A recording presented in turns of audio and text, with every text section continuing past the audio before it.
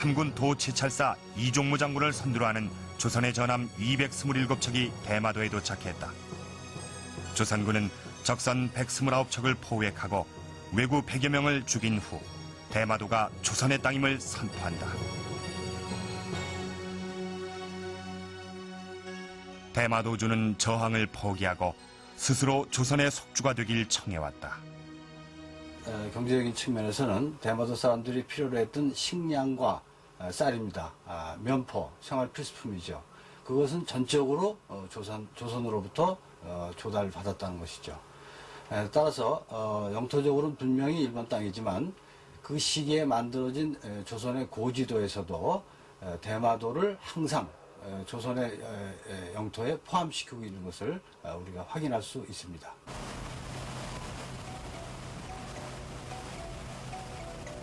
조선 정부의 대마도 정벌과 강경 대응으로 대마도의 왜구들은 자취를 감추게 됐다. 대신 그들은 평화적인 무역을 하게 해달라고 졸랐다. 이를 위해 조선의 말을 배우고 조선의 교지를 받았다. 조선은 이들이 조선 땅에 들어와 무역 행위를 할 수 있도록 제한적으로 허락해줬다. 상인의 모습으로 변신한 왜구. 이들이 바로 삼포 외인인 것이다.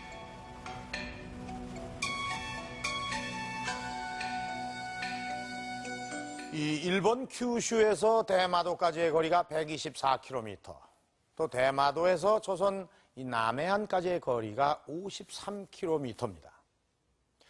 그러니까 이 대마도에서 이 한반도로 흐르는 해류를 타고 이 대마도의 왜구들은 한나절이면 조선의 남해안에 도착할 수가 있었던 것입니다.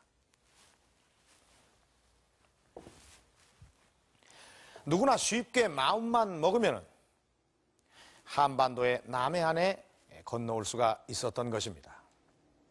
세종 때 60가구로 시작된 이 삼포 외인의 수가 세조 때에는 조사한 바에 의하면 450호 가까이 됩니다. 당시 대마도의 수도였던 이즈하라의 가구 수가 250호에 불과했습니다. 그러니까 대마도의 최대 도시의 인구 수보다 더 많은 사람들이 삼포로 옮겨와서 살고 있었던 것입니다. 이런 상황은 조선에게는 무척 부담스러웠을 것입니다. 그러나 국가 운영이라는 큰 시각으로 볼 때 삼포 개설은 결코 미치는 장사가 아니었습니다. 조선은 국방비를 쓰는 대신에 삼포라는 평화적인 무역항을 개설해서 왜구를 진정시켰습니다. 물론 삼포 자체만으로는 손해일 수가 있습니다. 그러나 국가 경영이라는 큰 차원으로 볼 때는 아주 경제적인 관리를 한 셈이죠. 1407년, 그러니까 태종 7년에 제포와 부산포에 첫 포소를 설치했습니다. 또 1426년 세종 8년에 연포를 개설해서 바야흐로 본격적인 삼포 시대가 시작된 것입니다.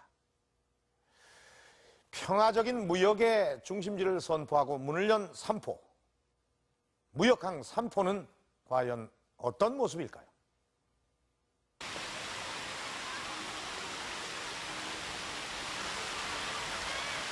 전쟁 기념관에 남아있는 화약 무기들은 무역항 삼포와 깊은 관련이 있다. 조선은 개국 초기 국방력 강화를 위해 화약 무기 개발에 많은 힘을 기울인다. 이러한 총통들의 성능에 따라서 실제 왜구 격퇴라든가 국방 개천에서 상당한 효과를 거두었는 게 사실입니다. 그리고 이러한 또 무기들을 개발하기 위해서는 다량의 이제 주재료인 동철이 필요했던 것인데 이 문제를 해결해 준 것이 바로 삼포를 통한 대외 무역이었다. 삼포의 대표적인 수입품은 굴이었던 것이다.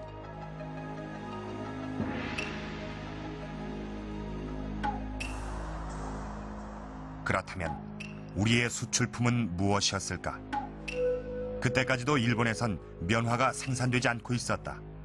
일본은 이 문제를 삼포무역으로 해결하고 있었다.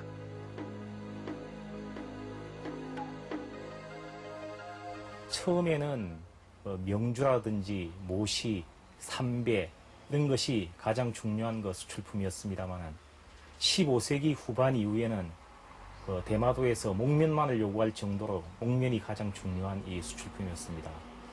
15세기 후반에 일본은 전쟁 중에 있었습니다. 그래서 군수품과 같은 용으로서 많은 목면이 요구되고 있었습니다. 그러다가 점차 민간의 의복으로서 이 목면의 수요가 높아짐에 따라서 목면 수출이 증가하고 있었습니다. 구리와 면포 외에 우리가 눈여겨봐야 할 물건이 있다. 이것은 관리들이 관복을 입을 때 허리에 차던 관대. 관대에 들어가던 특이한 재료가 활에도 들어갔다.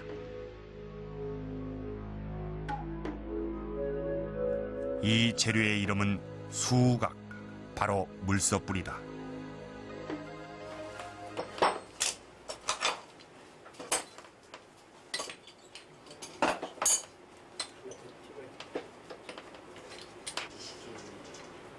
중요 무형문화재인 궁시장 김영박 씨. 그는 옛날부터 전해 내려오는 전통적인 방법으로 활을 만든다. 활에다가 그 수각을 왜 붙입니까? 이제 이 뿔 자체가 탄력도 좋고, 이제 예전에 고구려 때 만든 수각, 물소뿔이 하면은 이 좋은 활이 못 나와요. 뿔 중에도 여러 가지 있지만은 수각이 질기고 탄력성이 좋고, 그래서 이제 이 수각으로 한 거예요. 예전 어른들이. 우리나라 황소뿔을 쓰게 되면 어떻게 될까요? 항소뿔을 예전에 그런데 뭐 말로는 항소뿔 그런데 저는 지금 나이 70인데 한번 보지를 못했어요. 만든 걸. 그런데 만들게 되면 짧지요. 뿔이 짧으니까 이어야 돼요. 이우기 전에는 만들 수가 없어요. 그런데 상품은 되지도 않고 그것도 탄력성이 많이 주지요. 활 하나를 만드는데 물소 한 마리가 목숨을 내놓아야 했다. 그 요걸 이제 처음에 해가지고 요걸 이제 반 짝짝해요. 이렇게. 그때라고 해서 지금 없는 물소가 조선 땅에 있었을 리도 없고 양쪽을 또 이렇게 해야지. 조선의 장인들은 수많은 물소뿔을 어디서 구했던 것일까? 그 출처는 저 멀리 남방의 유구였다. 유구는 잘 드러나지 않지만 우리 역사상 중요한 무역 상대국 중 하나였다. 从琉球带来的品目呢，主要有苏木、胡椒、席，另外呢是香料，像这个丁香啊、檀香啊，还有木香之类的。在动物方面呢，它带过这个鹦鹉、孔雀、水牛，还有像水牛角啊、犀牛角，这类的东西。 남방에서 특이한 물건을 바쳤다는 사실은 국왕의 권위를 세워주는 증거가 되기도 했다. 기록에 의하면 세조 때와 성종 때 많은 희귀 동식물들이 들어왔다. 유구는 조선에 발달된 문물을 구하고 조선은 유구의 색다른 문물을 구하며 교류를 이어갔다. 그 교류의 무대가 바로 삼포였다.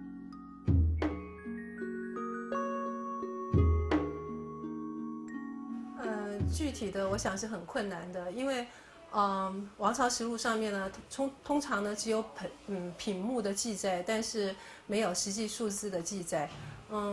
不过呢，在世祖时代呢，有5次是有正确的统计数字的。我可以这个说一下，苏木呢。